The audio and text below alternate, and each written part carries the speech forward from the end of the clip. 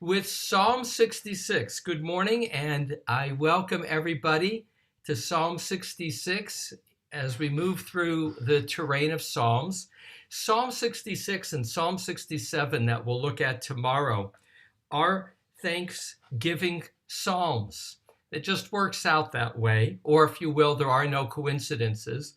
They're both thanksgiving psalms. In fact, there's a line some of you may have learned in third or fourth grade that comes from our psalm and an expression of thanksgiving. And that is when you may have learned about the first telegram ever sent by Samuel Morse, the father of Morse code. In 1844, he was preparing to send the very first telegram, which he would send from the U.S. Supreme Court to an aide of his in Baltimore. And he chose to write, based on verse 5 in today's psalm, what God hath wrought. So that's verse 5. Lechu uru mifalot Elohim.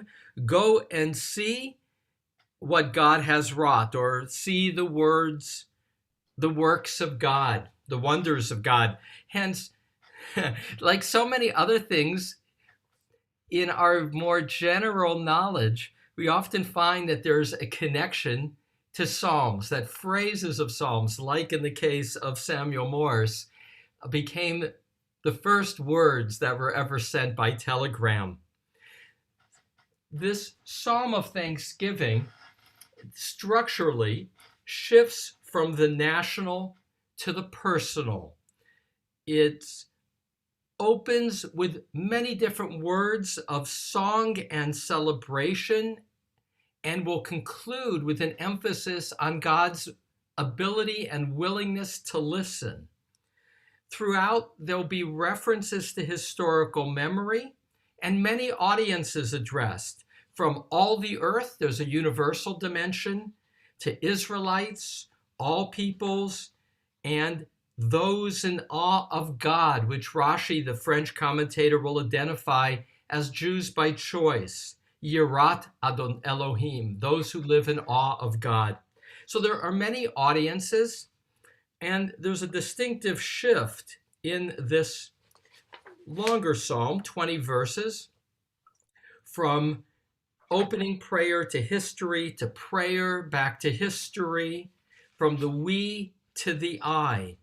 And with that, let me put up Psalm 66. And as I do, I want to acknowledge that part of my goal today is to look at two key theological concepts that are elicited by this psalm. Namely, as you'll see, the two ideas are we punished by God for sinful thoughts? That's one topic that'll be touched on. And the other is fair to say unique to this psalm, and that's the opportunity to read a concept that will get developed in the Talmud called afflictions of love, as if God chooses to cause pain in order to refine a person. And I'll tell you a little bit about this concept in Hebrew called Yisurin Shel Ahava. That's the Aramaic, or in Hebrew, Yisurim Shel Ahava. But with that, let's start with a read through. I have chosen that phrase, you have refined us as if refining silver, contained in Psalm 66 as the title, because again, it's the concept that kind of jumps out as distinctive in what is otherwise Thanksgiving. All right, verse 1. For the leader, a song, a psalm. Jubilantly shout to God all the earth. Him glory of God's name, make glorious God's praise. Say to God, quote, how awesome are your works. Through the greatness of your strength, your enemies cower before you. All the earth shall bow to you, and hymn to you. They shall hymn to your name, Selah. Go and see the works of God, awesome deeds toward humanity, turned the sea into dry land. Through the river they passed on foot. There we rejoiced in God, who rules by might forever. God's eyes upon the nations keep watch. The rebellious, let them not exalt themselves. Selah. Bless, peoples, our God, and make the voice of God's praise be heard, who has placed our spirit in life and who has not given our foot to stumble. For you tested us, God. You have refined us as if refining silver. You brought us into the net. You placed a heavy belt around our loins. You have made mortals ride over our heads. We came through fire and water, and you brought us out to relief. I will come into your house with burnt offerings. I will fulfill for you my vows, which have uttered my lips and has spoken my mouth when I was in distress. Burnt offerings of fat animals I will offer to you, with the sweet smoke of rams I will offer bullocks with goats. Selah. Go and hear, and I will declare to all that fear God that which God has done for my spirit. To God my mouth has called exaltation under my tongue. Iniquity, even if I perceived with my heart, God would not hear my supreme. But surely God has heard, has attended to the voice of my prayer. Blessed is God, who has not turned away my prayer, nor God's kindness from me. All right, so as we tend to do, and I'm pacing myself because I want to share these two theological tensions, but let me talk a little bit about the structure. So as is often the case, verse 1 is an introduction, kind of a, superscription. But we already get already in verse 1, which is unusual, we get an added phrase, Jubilee Hari'u Le'Elohim, Jubilee shout to God, all the earth. The word Hari'u is like teruah, the sound of the shofar. But the sounding of the shofar was used in many contexts, like going to war. But in this context, it was used to announce the coming of a king. So before God, the way in America there's a song for for the president. With God, there's the sounding of the shofar as a sign to call attention, but more of celebration. Likewise, after battle, the sound of shofar. So jubilantly shout was my choice of translation. And some of you are more familiar with my translations, but I put in parentheses, like in verse 2, whenever it's a, Shemo, his name, referring to God, rather than referring to God as a he, I put God in parentheses. So that's in place of a pronoun. Verses 2 to 4, that's the first unit, which is an opening prayer, literally with verse 3 and 4, a prayer within a prayer. If you think of Psalms as a collection of prayers, so verses 3 and 4 is a prayer within a prayer. How awesome are your works, Manorah ma'asecha. Through the greatness of your strength, your enemies cower before you. And the word yechachashu, I translate here as cower. Some would say that it's also from retract, those who repent before you, is how Rashi understands it. All the earth shall bow to you and hymn to you. They shall hymn to your name. Selah. Now, I read something interesting yesterday that I liked, which is that Selah we see regularly in Psalms. You'll see it in verse 4, verse 7. One commentator identifies it with a sal, a basket, as if it was for beating a drum sound to mark as a musical notation. Usually it's there as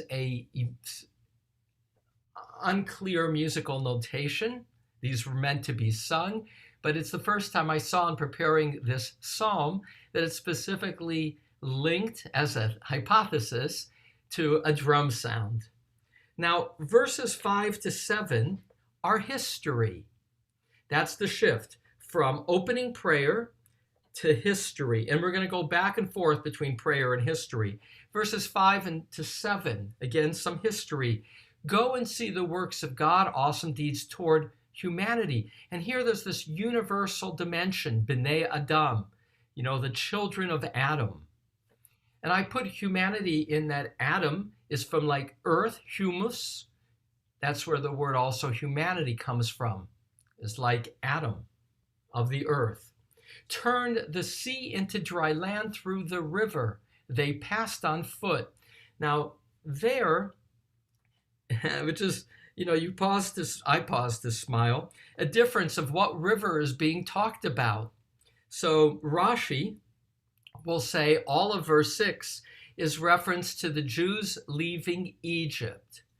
But Radak and Ibn Ezra being a contemporary of Rashi, Radak a little after, in the 11th, 12th centuries, he'll say this refers to the Jordan River. But here's the piece that I want to focus on. There we rejoiced in God. Sforno, Italy, later Middle Ages, will say that this is there in verse 6 refers to the messianic future. That this history is here being recounted because this is a psalm about messianic hope. That all of this is about messianic hope. And I'll come back to how later rabbis, in finding and answering the question, how is this psalm relevant to us, will see this as a prayer in the time of diaspora, using history of the past to give hope for the future, to enable a final thanksgiving. Verses 8 and 9 is back to praying, but calling for calling others to pray.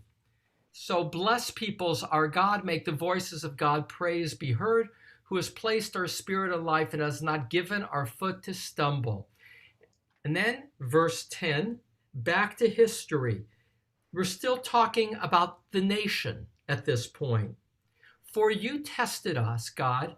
You have refined us as if refining silver. Now that can refer to Egypt, that we went through slavery. There's a history.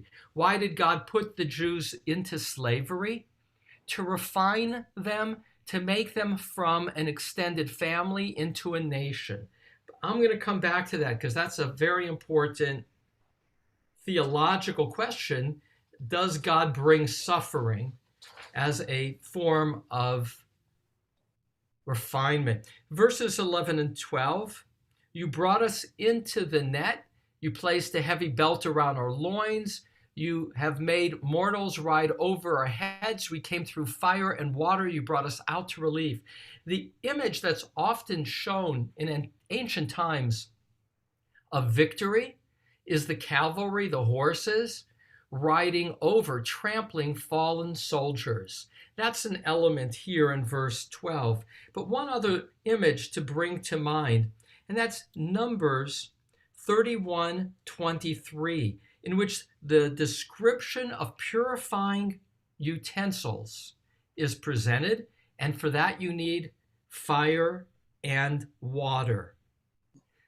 In the Talmud, they will identify fire as Babylonia, Nebuchadnezzar, who tested Abraham by putting coals in his mouth, and water as Egypt. So this will be, again, seen more nationalistically. And I'll come back to this image of does God bring suffering to purify?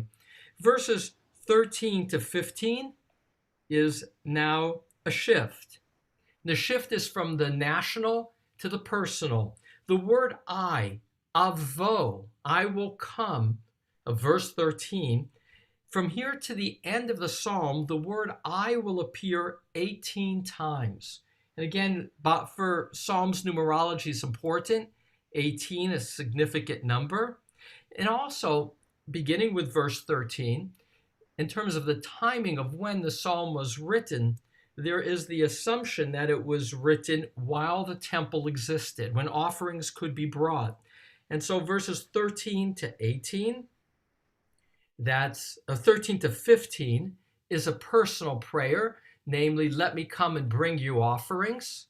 That is gifts to God that became or was the form of prayer. Verses 16 to 19 is personal testimony, if you will. That's back to history.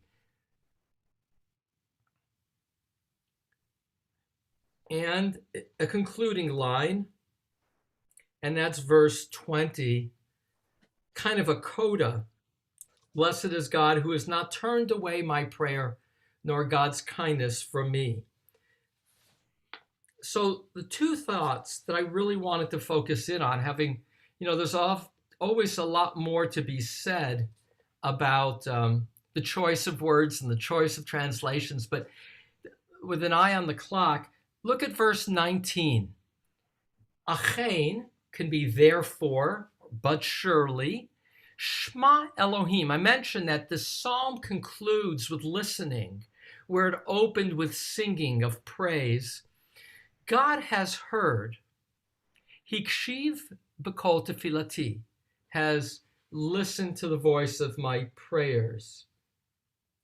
One second.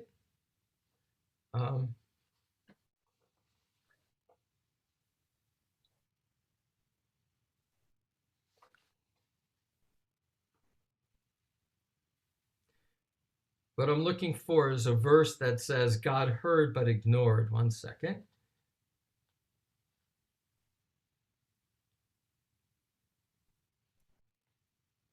Verse 18. I was off one verse.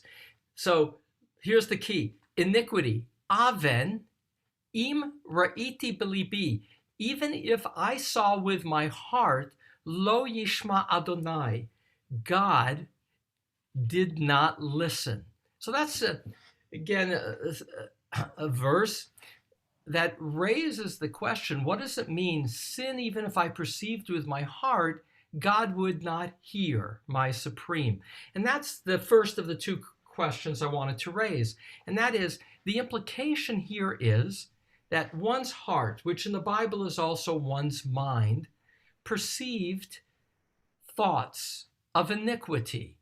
So you had a lust, Jimmy Carter having his lust in his heart in his Playboy interview. Is that sinful? Here, in verse 18, God disregards the sinful thoughts, which is to say, in the Talmud, Kiddushin 40a, machshava ra'ah, an evil thought, ein HaKodesh Baruch Hu mitzarfa lema'aseh. The Holy Blessed One does not connect to deed, which is to say, verse 18, even if we have a sinful thought, what God, who is a kind, merciful God, pays attention to are our acts and not thoughts, which ostensibly we do not have control over. So verse 18 would be an expression of God's kindness, that we're not punished for sinful thoughts. And yet, in the Talmud also, Yoma, the tractate that deals with Yom Kippur, here hu'urei aveira, which are elicitations of transgression, kashim aveira, are worse than the actual bad deeds. And so the rabbis will make a distinction in terms of the nature of thought. If a thought passes through your mind, that lustful thought, well, that just, that you don't have control over. But if you actively cultivate lustful thoughts, that can sometimes be even worse than what the deed might be in terms of creating a compulsive, focused, looking for trouble. And so back to verse 18, thoughts alone that flow through us are not by a merciful God focused, they are ignored. But that's different, again, than acknowledging that there are times in which thoughts too become deeds when done consciously, when pursued, when cultivated. So that's for concept A. Concept A is no sin for an evil thought where it's flowing through you, unless, which is not in the verse but understood by the rabbis, unless it's actively cultivated. And now for this key concept of verse 10.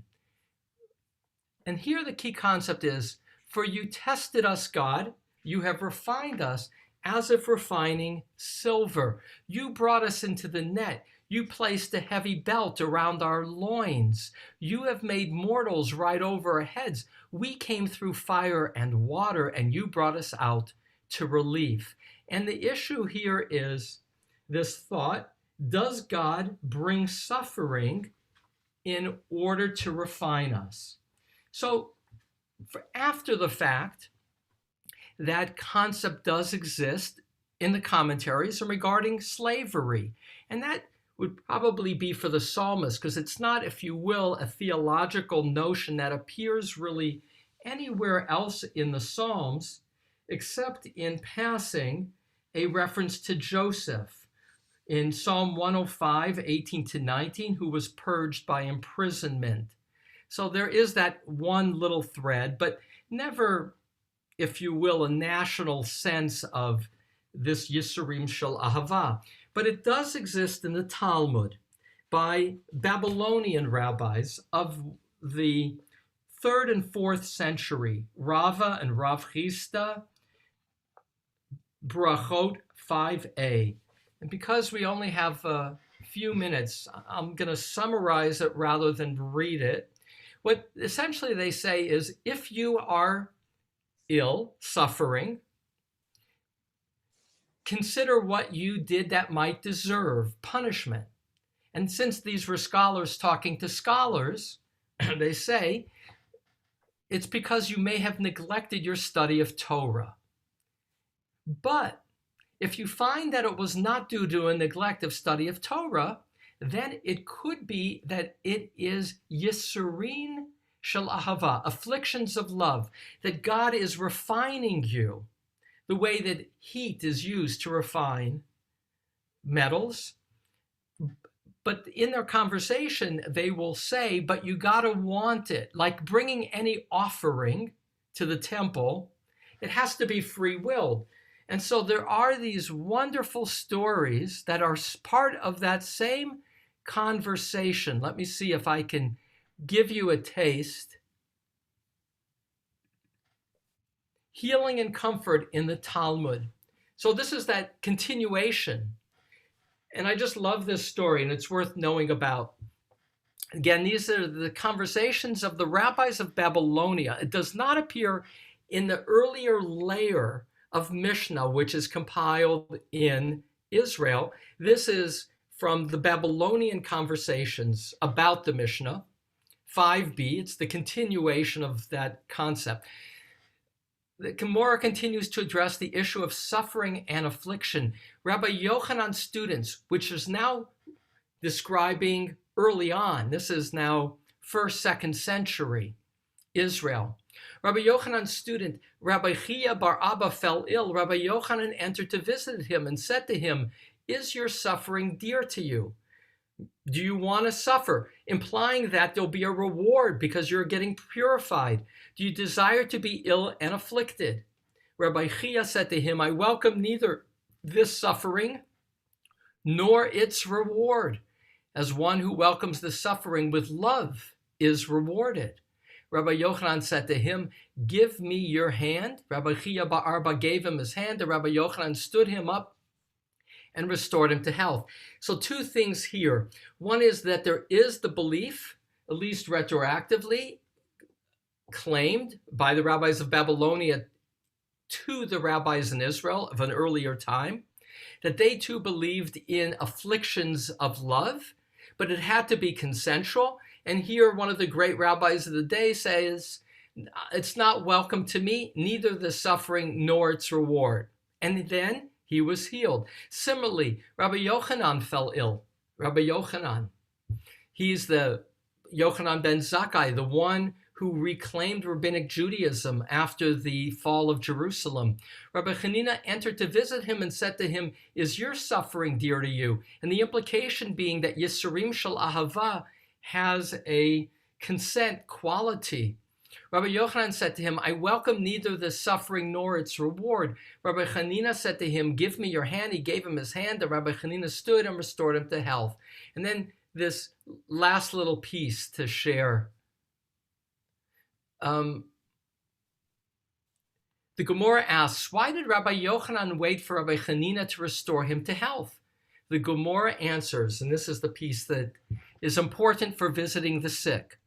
A prisoner cannot generally free himself from prison, but depends on others to release him from his shackles. Meaning, the rabbis will teach we can't say a prayer of healing for ourselves, because when we feel confined, it has to be somebody unlocking the prison door from the outside in order to give us our freedom. And with that, back to the psalm for concluding remarks. 1 second.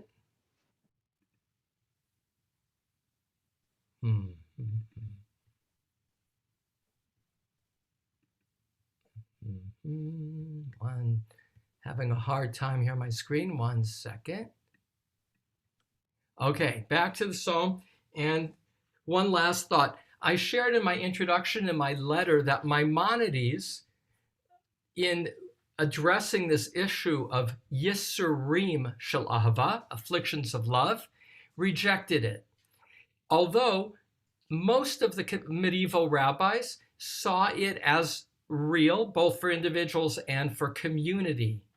He said it's a dicta, meaning it's not a legally binding holding in the Talmud.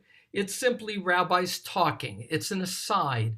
And he rejected it because he said foundational to Torah is that God is just and only punishes people for wrongdoings committed rather than punishing the innocent as an act of refinement. So I'm identified with Maimonides' critique in his Guide for the Perplexed, volume 3, 17 and 24, in that to have a God who punishes the innocent to refine feels like an abusive parent. And as we saw in these little stories of the Talmud, who are considered the great rabbis of their generation, they did not want the suffering nor the reward. And therefore, I'm troubled by the image of an abusive parent bringing punishment. And at the same time, it was not a problem for many of the rabbis who did indeed live through times of suffering in the Middle Ages in particular, and who equated it with the purification of utensils being passed through fire and water as in Numbers, and as a last resort of what is gained. And we all know this from hindsight. That which is often most instructive in our lives is what we've passed through in terms of difficulty and even pain can be a source of great growth. So it can be like the refinement of silver, but that seems to me like lessons drawn rather than intentionally bringing sources of pain. With that, we're at 10 o'clock straight up. It delights me that we have 20 screens. A few moments of reactions to the Thanksgiving of Psalm 66 and any of these two theological issues that I focused on. So we'll take 5 minutes to gain some reactions and then we'll move to Kaddish. Arnold, go ahead. I cannot 18. Okay, Judy, you're unlocked first. So, okay, Judy and then Arnold. Go ahead, Judy. I couldn't count 18 I's, the word I, from 13 through the rest. So I won't take the time to do it and to count it out. The number 18 came from Benjamin Siegel's commentary. And frankly, Judy, I did not count them out. I just made, I took that down as a notation. I can say that sometimes I may not always include the I in my translation. That's in the Hebrew. And it's in the Hebrew often, looking at verse 13, when a word begins with the aleph. So I will come. Next line, Ashalem, I will fulfill. So in the Hebrew, according to Benjamin Siegel, who, again, of all my commentators, I find to be the most sensitive to literary structure, counts 18. Arnold? Yeah, I tend to look at the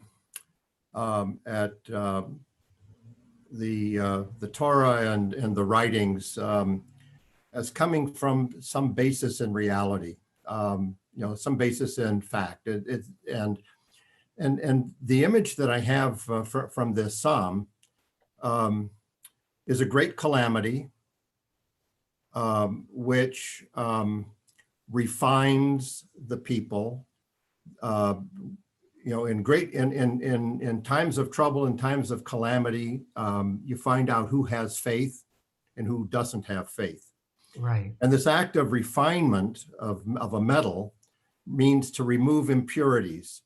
And those that have faith, they pass through the fire, and those who do not are the impurities who are removed. And what is left is a pure metal, or a pure people, a people who still revere God despite the calamities that have befallen them. I can see this psalm as being written after from Babylon and the construction of the temple, where the destruction of the first temple is still in the minds of the people, or certainly in the second generation from that calamity. And anyway, that's how, that's kind of the impression that I got from hearing the psalm. So Arnold, as some of us know, was a professor of chemistry. So this is for a chemist, that image. And on track, Arnold, with what you just shared, is a comment of some of the classic commentators to say just what you said, which is that this was written, they say specifically, in the aftermath of a victory. And like you say, there's a purification that goes with who's had the courage, the faith to fight, to be victorious, versus those who didn't. So that may have been what prompted this. For those rabbis, I mentioned this in passing, who would read it later, they would see this again as a psalm pointing to a messianic future, and they would see themselves in the midst of those tests. So here's an example that you helped prompt, Arnold, that I had in my notes. Samson Raphael Hirsch is the great rabbi of Frankfurt, Germany of the 19th century, who's called the father of modern orthodoxy. The community of Frankfurt had been put into a ghetto, and it was remarkable for hundreds of years. I visited that ghetto's museum a couple years ago, how confined they were. And whether you were rich or poor in the Jewish community, you had to live in this very confined area. And Samson Raphael Hirsch will look to verse 11. You brought us into the Mitsudah, which I translate as net. Other translations will have into the trap or into chains. And he'll say that's referring to the ghetto that we're living in. And there's two qualities that make this ghetto a Mitsudah, which is also in other contexts used as a fortress. We are closed to the outside world, and we become a target to the outsiders because we're all crowded here together like a target. And in being in the ghetto, he will be writing in the 19th century, our moral nobility is elevated. We are being tested and refined. And so again, when we read a psalm, the question that comes for us as the reader is, how is this psalm relevant to us. And for me, to read Hirsch is to see how he and so many other rabbis, all the more before him, saw this as a messianic psalm.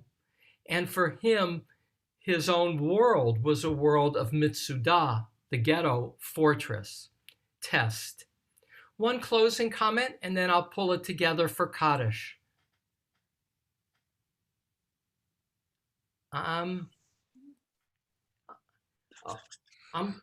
Then I will. Just go ahead.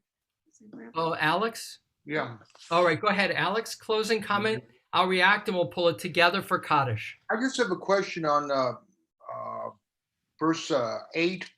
Yeah, Baruch Amim. yeah. Is it calling upon the Gentiles to praise God? Yes. And tomorrow's psalm, I'm glad you're asking. It's a good segue because tomorrow's psalm, Psalm 67, will have 3 different words for the nations. Am peoples, Amim with an aleph, nations, Goyim, which is another word for nations. Tomorrow will be even more universal as Thanksgiving. But here too, which is the feeding in, Alex, to this being messianic, is the goal of the Messiah is to bring together all nations for God. I even have a quote of Zephaniah, and I had it because I hoped Ahuva Ho would be with us. Her doctoral dissertation and a book and Bible on Zephaniah. Here's an example, Alex, in which Zephaniah, one of the less known prophets, chapter 3, verse 9, is cited by Radak, Rabbi David Kimchi. Pure language for all nations to serve God with one consent. So verse 4, all the earth shall bow to you and hymn to you, they shall hymn to your name, is where this psalm goes between the nation of Israel to this calling on all peoples to praise God.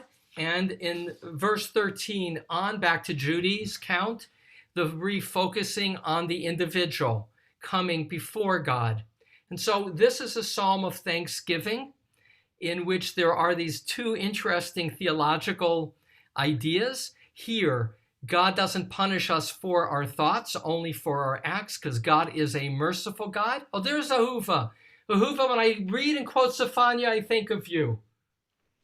I'm glad to see you. So know how you're on my mind.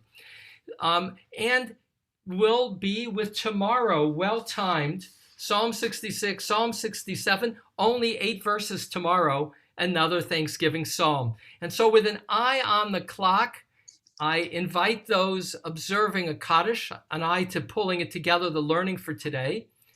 And in our answering Amen, we honor those saying as well as who they remember. Kaddish Yatom, and I bring to mind Irv Levin, who I had the privilege to know in my early years, who Judy and Ed and Susie honor.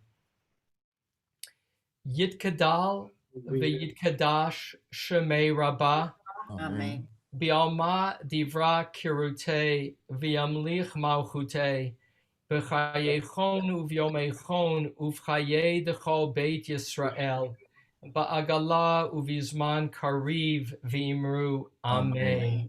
Yehi shmei rabba mevarach, le'olam omei maya. Yitbarach v'yishtabach v'yitpa'ar v'yitromam v'yitnaseh v'yitadar v'yitaleh v'yitalal shemei dekudsha berichu le'ela min kol birchata v'shirata tushbechata v'nechemata damiran bi'alma v'imru amen. Yehi shlama rabba min shemaya V'chayim aleinu v'al kol Yisrael v'imru amen. Osei shalom b'mrumav hu ya'aseh shalom. Aleinu v'al kol Yisrael v'kol yoshvei tevel v'imru amen. I want to thank each of you. Hopefully tomorrow I can wish you a happy Thanksgiving. Tomorrow with Psalm 67, a psalm of thanksgiving. Have a good day.